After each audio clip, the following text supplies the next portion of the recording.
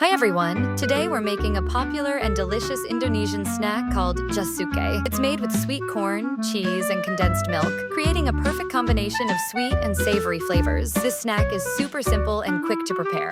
Ingredients: 1. 2 ears of sweet corn, or 300 grams of frozen sweet corn. 2. 1 tablespoon margarine or butter, optional for a richer flavor. 3 tablespoons sweetened condensed milk. 4.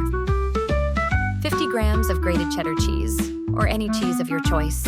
Steps: 1. Prepare the corn. If you're using fresh corn, peel off the husks and clean the kernels by cutting them off the cob with a knife.